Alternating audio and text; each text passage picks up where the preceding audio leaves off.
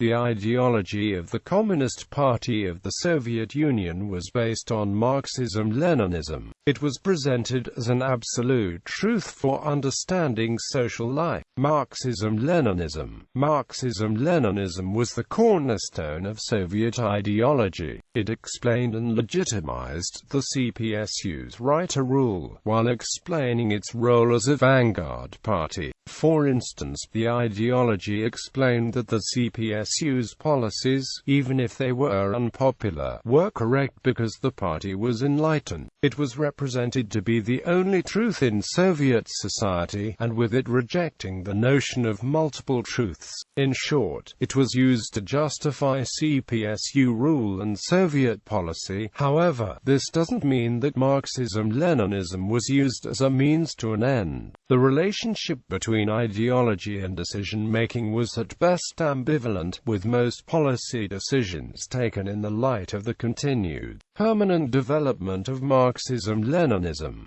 Marxism-Leninism, as the only truth, could not by its very nature become outdated. Despite having evolved over the years, Marxism-Leninism had several central tenets.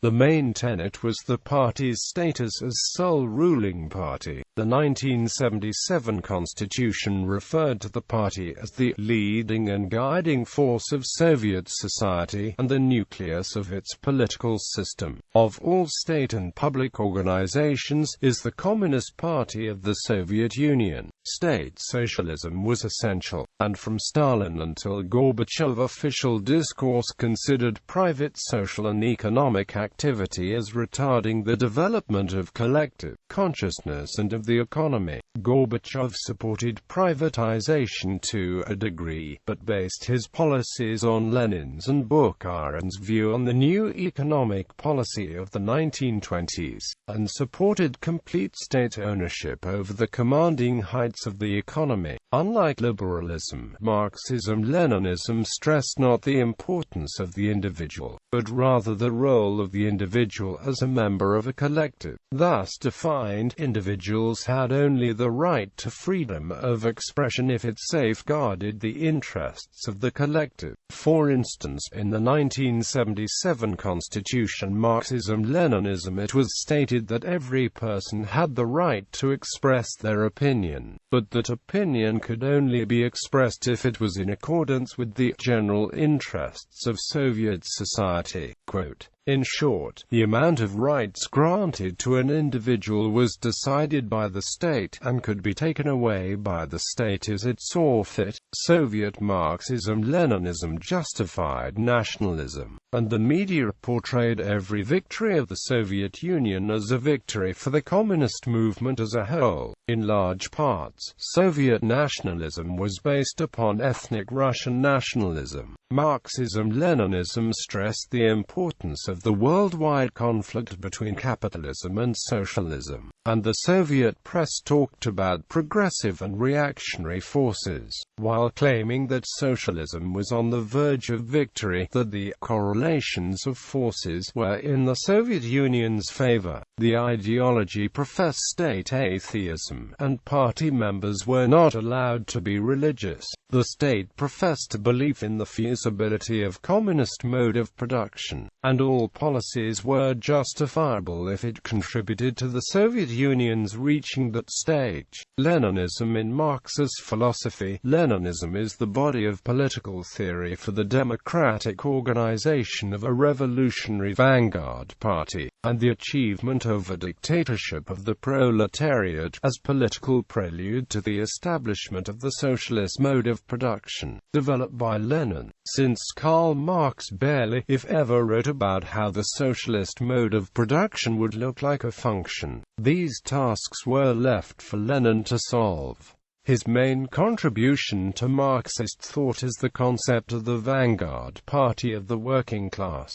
The vanguard party was conceived to be a highly knit centralized organization which was led by intellectuals, rather than by the working class itself. The party was open only to a small amount of the workers, the reason being that the workers in Russia still had not developed class consciousness and therefore needed to be educated needed to reach such a state. Lenin believed that the vanguard party could initiate policies in the name of the working class even if the working class did not support them, since the vanguard party would know what was best for the workers, since the party functionaries had attained consciousness. Leninism was by definition authoritarianism. Lenin, in light of the Marxist theory of the state, had no qualms of forcing change upon the country. He viewed the dictatorship of the proletariat, in contrast to the dictatorship of the bourgeoisie, as the dictatorship of the majority. The repressive powers of the state were to be used to transform the country, and to strip of the former ruling class of the wealth. Lenin believed that the transition from the capitalist mode of production to the socialist mode of production would last for a long period, in contrast to Karl Marx, who believed that the socialist revolution would be composed of and led by the working class alone. Lenin argued that a socialist revolution did not necessarily need to be led by composed of the working class alone, instead contending that a revolution needed to be led by the oppressed classes of society, which in the case of Russia was the peasant class.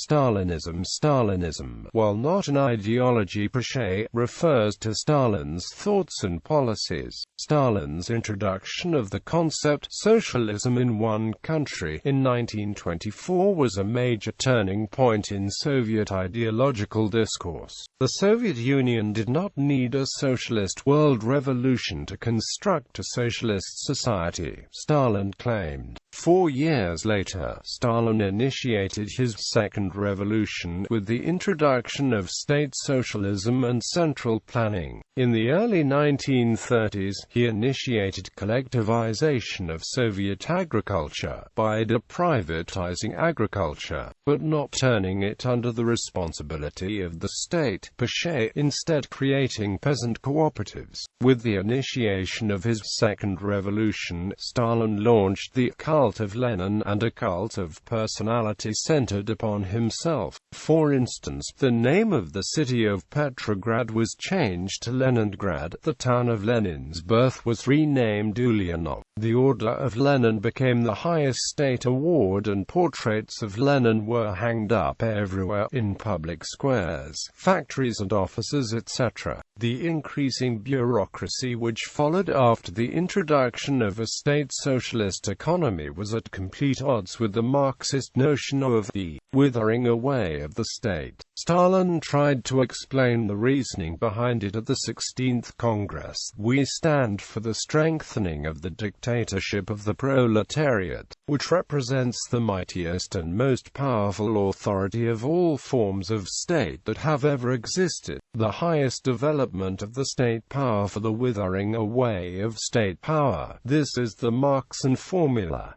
Is this contradictory? Yes, it is contradictory. But this contradiction springs from life itself and reflects completely Marxist dialectic. The idea that the state would wither away was later abandoned by Stalin at the 18th Congress, in which he expressed confidence that the state would exist even if the Soviet Union reached communism, as long as it was encircled by capitalism. Two key concepts were created in the later half of his rule: the two-camp theory and the toe of capitalist encirclement. The threat of capitalism was used to strengthen Stalin's personal powers, and Soviet propaganda began making a direct link with Stalin and stability in society, claiming that the country would crumble without the leader. Stalin deviated greatly from classical Marxism when it came to subjective factors, claiming that party members, whatever rank, had to profess fanatic adherence to the party's line and ideology. If not, those policies would fail. The Stalin Ization after Stalin died, and once the ensuing power struggle subsided, a period of de-Stalinization developed, as Soviets debated what Marxism-Leninism would be in the absence of its de facto enforced equivalence with Stalinism. During the Khrushchev thought, the answer that emerged was that it would continue to involve central planning to the exclusion of market mechanisms, the totalitarian version of collectivism and xenophobia, but that it would no longer involve the extreme degree of state terror seen during the Great Purge era. This ideological viewpoint maintained the apotheosis of Lenin, treating the terror aspect of Stalinism as a perversion that had been belatedly corrected, rather than admitting that Lenin himself had built a legacy of state terror. This storyline persisted into the Gorbachev era and even mostly survived Glasnost, being definitively debunked only after the dissolution of the Union and still not rejected even today by a sizable fraction of the Russian public. Concepts: Dictatorship of the Proletariat. Lenin, supporting Marx's view of the state, believed democracy to be unattainable anywhere in the world before the proletariat seized power. According to Marxist theory, the state is a vehicle for repression and is headed by a ruling class.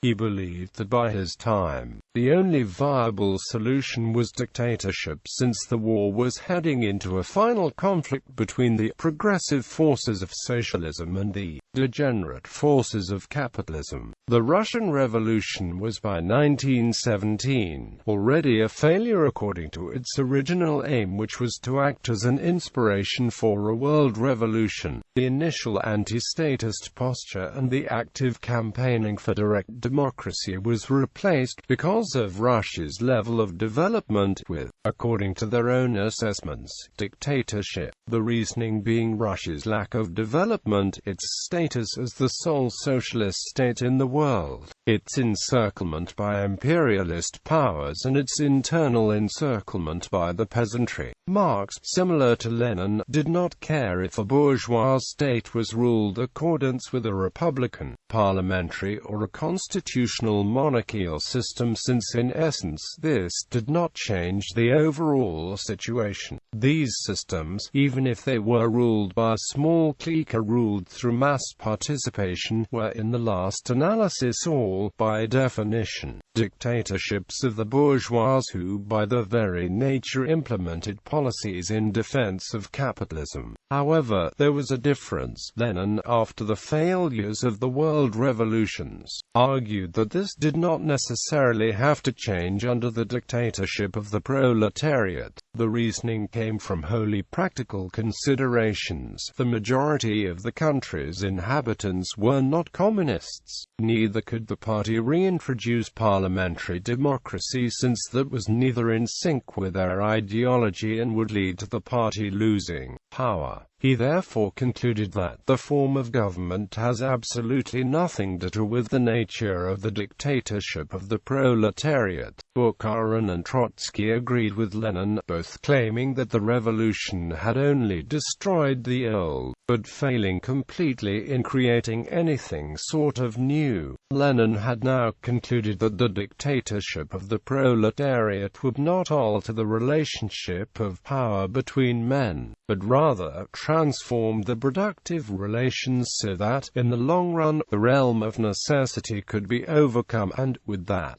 genuine social freedom realized. Quote, "It was in the period 1920–1921 that Soviet leaders and ideologists began differentiating between socialism and communism. Hitherto the two terms had been used interchangeably and used to explain the same things. For then, the two terms meant two different things. Russia was in the transition from capitalism to socialism, socialism being the intermediate stage to communism, and communism the last stage. By now, the party leaders believed that universal mass participation and true democracy could only take form in the last stage. because of Russia's backward state. In early Bolshevik discourse, the term dictatorship of the proletariat was of little significance, and the few times it was mentioned, it was likened to the form of government which had existed in the Paris Commune. However, with the ensuing Russian Civil War and the social and material devastation that followed, its meaning was transformed from commune-type democracy to rule by iron discipline. By now, Lenin had concluded that only a proletarian regime as oppressive as its opponents could survive in this world. The powers previously bestowed upon the Soviets were now given to the Council of People's Commissars, the central government, which was in turn to be governed by an army of steeled revolutionary communists. In a letter to Gavril Myasnov, Lenin in late 1920 explained his new reinterpretation of the term dictatorship of the proletariat. Dictatorship means nothing more nor less than authority untrammeled by any laws, absolutely unrestricted by any rules whatever, and based directly on force. The term dictatorship has no other meaning but this. Lenin justified these policies by claiming that all states were class states by nature, and that these states were maintained through class struggle. This meant that the dictatorship of the proletariat in the Soviet Union could only be won and maintained by the use of violence against the bourgeois. The main problem with this analysis is that the party came to view anyone opposing a holding alternate views of the party as bourgeois. However, the worst enemy remained the moderates, which were objectively considered to be the real agents of the bourgeois in the working class movement, the labor lieutenants of the capitalist class. In short, bourgeois became synonymous with opponent and with people who disagreed with the party in general. These oppressive measures led to another reinterpretation of the dictatorship of the proletariat, and socialism in general. It was now defined as a purely economic system. Slogans and theoretical works about democratic mass participation and collective decision-making were now replaced with texts which supported authoritarian management. Considering the situation, the party believed it has to use the same powers as the bourgeois to transform Russia. There was no other alternative. Lenin began arguing that the proletariat, similar to the bourgeois, did not have a single preference for a form of government, and because of the dictatorship was acceptable to both the party and the proletariat. In a meeting with party officials, Lenin stated that industry is indispensable, democracy is not, further arguing that we do not promise any democracy or any freedom. Anti-Imperialism. The Marxist theory on imperialism was conceived by Lenin in his book, Imperialism, the highest stage of capitalism. It was written in response to the theoretical crisis within Marxist thought which occurred due to capitalism recovery in the 19th century. According to Lenin, imperialism was a specific stage of development of capitalism, a stage he referred to as state monopoly capitalism. The Marxist movement was split on how to solve capitalism resurgence and revitalization after the Great Depression of the late 19th century. Edward Bernstein, from the Social Democratic Party of Germany, considered capitalism revitalization as proof that capitalism was evolving into a more humane system, further adding that the basic aims of socialists were not to overthrow the state, but rather to take power through elections.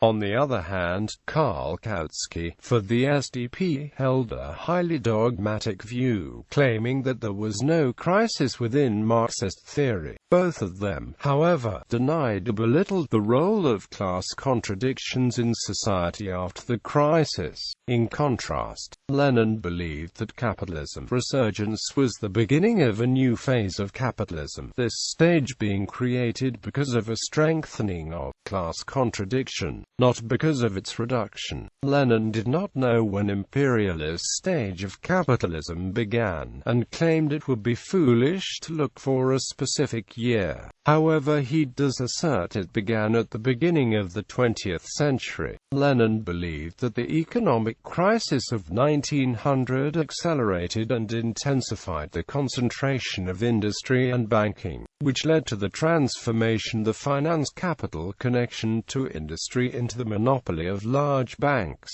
Quote, "In imperialism, the highest stage of capitalism," Lenin wrote, "the 20th century marks the turning point from the old capitalism to the new, for the domination of capital in general to the domination of finance capital." Lenin defines imperialism as the monopoly stage of capitalism. Despite radical anti-imperialism being an original core value of Bolshevism, the Soviet Union from 1940 onward was widely viewed as a de facto imperial power whose ideology could not allow it to admit its own imperialism. Through the Soviet ideological viewpoint, pro-Soviet factions in each country were the only legitimate voice of the people, regardless of whether they were minority factions. All other factions were simply class enemies of the people, inherently illegitimate rulers regardless of whether they were majority factions. Thus, in this view, any country that became Soviet or a Soviet ally naturally did severe illegitimate voluntary desire, even if the requesters needed Soviet help to accomplish it. The principal examples were the Soviet invasion of Finland yielding the annexation of Finnish parts of Karelia, the Soviet invasion of Poland, the Soviet occupation of the Baltic states, and the post-war de facto dominance over the satellite states of the Eastern Bloc under pretense of total independence. In the post-Soviet era, even many Ukrainians, Georgians, and Armenians feel that their countries were forcibly annexed by the Bolsheviks. But this has been a problematic view because the pro-Soviet factions in these societies were sizable as well. Each faction felt that the other did not represent the true national interest. This civil war-like paradox has been seen in the annexation of Crimea by the Russian Federation, as pro-Russian Crimeans have been viewed as illegitimate by pro-Ukrainian Crimeans, and vice versa. Peaceful coexistence was an ideological concept introduced under Khrushchev's rule, while the concept has been interpreted by fellow communists as proposing an end to the conflict between the systems of capitalism and socialism. Khrushchev saw it instead as a continuation of the conflict in every area with the exception in the military field. The concept claimed that the two systems were developed by way of diametrically opposed laws, which led to opposite principles in foreign policy. The concept was steeped in Leninist and Stalinist thought. Lenin believed that international politics were dominated by class struggle, and Stalin stressed in the 1940s the growing polarization which was occurring in the capitalist and socialist systems. Khrushchev's peaceful coexistence was based on practical changes which had occurred. He accused the old two-camp theory of neglecting the non-aligned movement and the national liberation movements. Khrushchev considered these gray areas in which the conflict between capitalism and socialism would be fought. He still stressed that the main contradiction in international relations were those of capitalism and socialism. The Soviet government under Khrushchev stressed the importance of peaceful coexistence, claiming it had to form the basis of Soviet foreign policy. Failure to do, they believed, would lead to nuclear conflict. Despite this, Soviet theorists still considered peaceful coexistence as a continuation of the class struggle between the capitalist and socialist worlds, just not one based on armed conflict.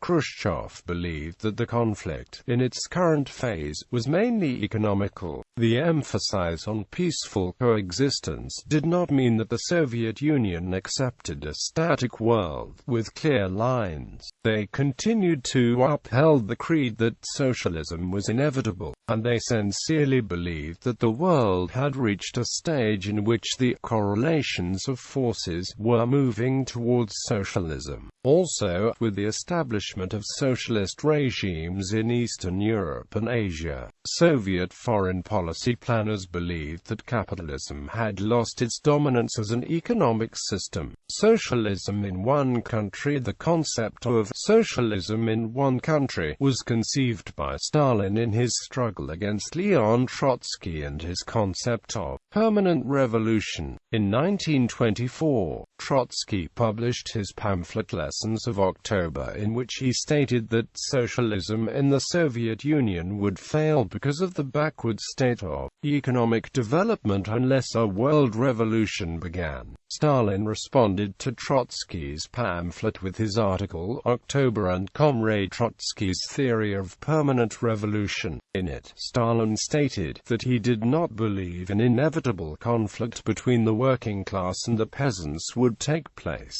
further adding that socialism in one country is completely possible and probable. Stalin held the view common amongst most Bolsheviks at the time: there was possibility of real success for socialism in the Soviet Union despite the country's backwardness and international isolation. While Grigory Zinoviev, Lev Kamenev and Nikolai Bukharin, together with Stalin, opposed Trotsky's theory of permanent revolution, they diverged on how socialism could be built. According to Bukharin, Zinoviev and Kamenev supported the resolution of the 14th Conference, which stated that we cannot complete the building of socialism due to our technological backwardness. Despite the rather cynical attitude, Zinoviev and Kamenev did believe that a defective form of socialism could be constructed. At the 14th Conference, Stalin reiterated his position, claiming that socialism in one country was feasible despite the capitalist blockade of the country. After the conference, Stalin wrote concerning the results of the 14th Conference of the RCP, in which he stated that the peasantry would not turn against the socialist system because he believed they had a self-interest in preserving the contradictions which would arise with the peasantry during the socialist transition. Stalin surmised could be overcome by our own efforts. He concluded that the only viable threat to socialism in the Soviet Union was a military intervention. In late 1925, Stalin received a letter from a party official which stated that his position of socialism in one country was in contradiction with Friedrich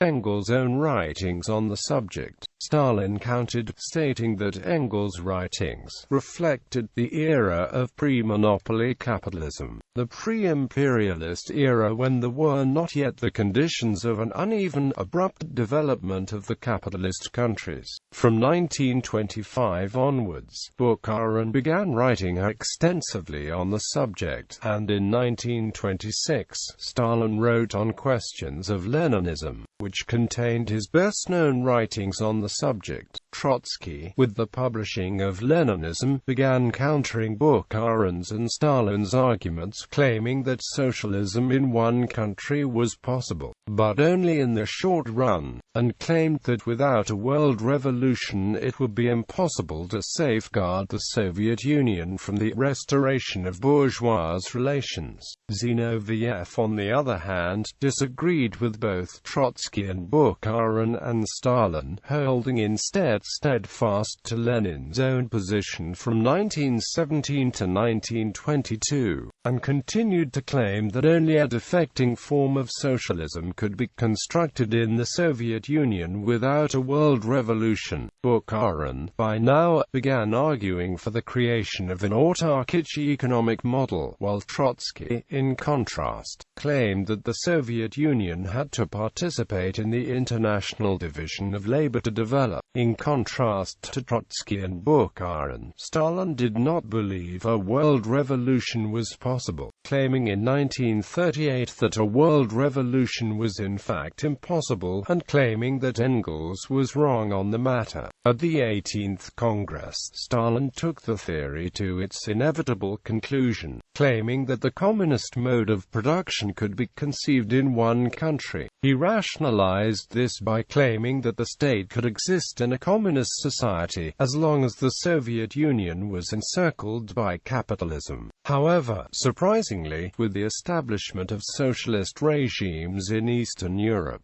Stalin claimed that socialism in one country was only possible in a large country like the Soviet Union, and that the other states, in order to survive, had to follow the Soviet line.